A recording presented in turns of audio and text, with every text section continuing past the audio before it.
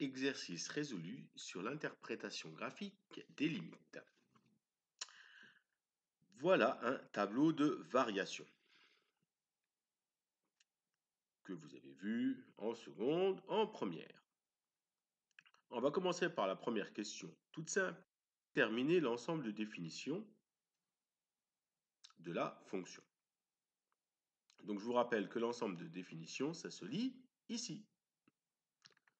Donc les valeurs de x sont comprises entre moins l'infini et plus l'infini. Alors c'est pas R tout entier, parce que ici vous voyez en 0, il y a une double barre. Donc 0 est exclu. Du coup la fonction f est définie sur moins l'infini 0 exclu union 0 plus l'infini. Deuxième question, lire les lignes de l'ensemble de définitions. Donc dans l'ensemble des définitions, vous avez moins l'infini, en 0 à valeur plus petite que 0, ce qu'on appelle 0 moins, 0 à valeur plus grande que 0, 0 plus, et plus l'infini. Donc vous avez 4 limites à étudier. Alors on va commencer par la première. En moins l'infini, où se lit la limite de f de x? F de x il est juste en dessous, donc c'est ça, c'est 0. Facile. Deuxième limite, en 0 à valeur inférieure, on dit également 0 moins. La limite en 0 moins, c'est plus l'infini. Et puis en même temps, en 0 plus, c'est plus l'infini. C'est pas toujours pareil, mais dans ce cas-là, les limites en 0 à valeur inférieure et en 0 à valeur supérieure sont plus l'infini. Et enfin, en plus l'infini, vous l'avez tous défini, la limite de f de x, c'est, vous l'avez tous dit, c'est 1. Voilà la première question. Passons à l'interprétation graphique. Donc, comme vous avez vu dans le cours précédent, l'interprétation graphique, il y a marqué ici sur la méthode, interpréter graphiquement une limite revient à donner, si elle existe, l'équation réduite de l'asymptote à la courbe.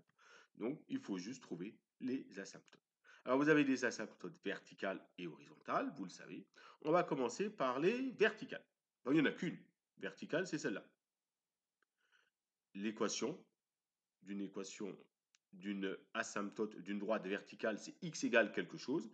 X, il est là, il est égal à 0, tout simplement. Deux asymptotes horizontales. En moins l'infini, c'est 0, et en plus l'infini, c'est 1. Donc les équations des droites sont y égale 0 et y égale 1. Donc du coup, vous avez trois asymptotes. Dernière question, construire une allure possible de la courbe. Alors pour construire une allure possible de la courbe, donc je vais afficher un fichier GeoGebra. Alors je ne sais pas si vous le voyez complètement, là ça devrait aller. Voilà. Enfin, on va le mettre là, voilà, comme ça. Donc on commence par tracer les trois asymptotes. Donc avec GeoGebra, ben, c'est facile, hein. On écrit l'asymptote x égale 0 et ça vous la trace. Donc je vous rappelle, x est 0, c'est l'axe des ordonnées. Ça s'est mis en foncé. Également, y égale 0, on a dit. Voilà, c'est l'axe des abscisses cette fois-ci. Et y égale 1. Voilà, pour pouvoir bien repérer les asymptotes, pour que ce soit plus facile, on va les mettre en couleur. Clic droit de la souris, propriétés. Et les voilà en couleur. Hop, 1, 2, 3, 4. Oui, il y en a une que j'ai dû mettre 2 fois, c'est pas grave. Et maintenant, nous allons dessiner l'allure de la courbe. Donc, on se rappelle les limites. Donc, on revoit le tableau de variation. En moins l'infini, c'est l'asymptote horizontale y égale 0. En 0, c'est plus l'infini. En 0, à valeur inférieure et à valeur plus supérieure. Et en plus l'infini, c'est 1. Donc, du coup, ça nous donne quoi? Je prends un stylo. Ben, en moins l'infini, on a dit que la limite, c'est 0. Donc là, lorsque x tend vers moins l'infini, donc moins 7, moins 8, etc., ben, f de x tend vers 0. Donc ça s'approche de cette asymptote. Voilà, voilà, ça l'allonge. Et puis en 0, on a dit que c'était plus l'infini, asymptote verticale. Et ensuite, là, ben, ça rejoint l'axe des ordonnées, l'équation x égale 0. Voilà pour la première partie.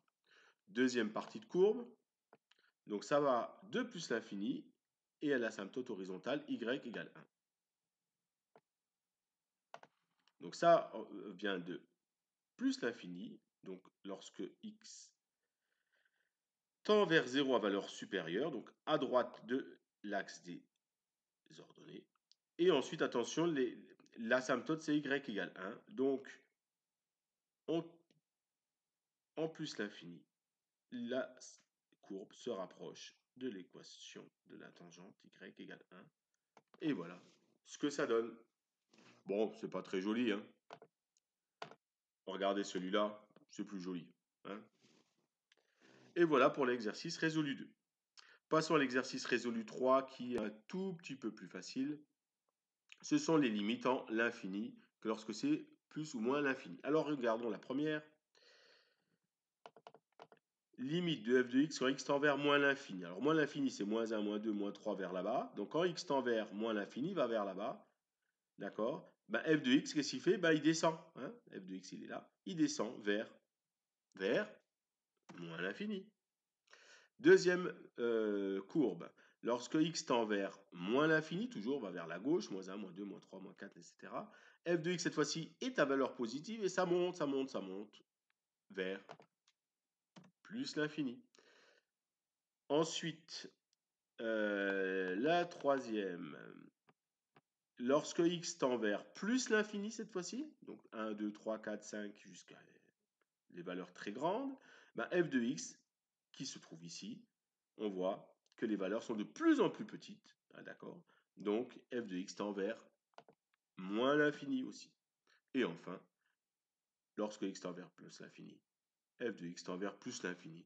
Ça ressemble évidemment aux courbes que vous avez collées sur votre cahier.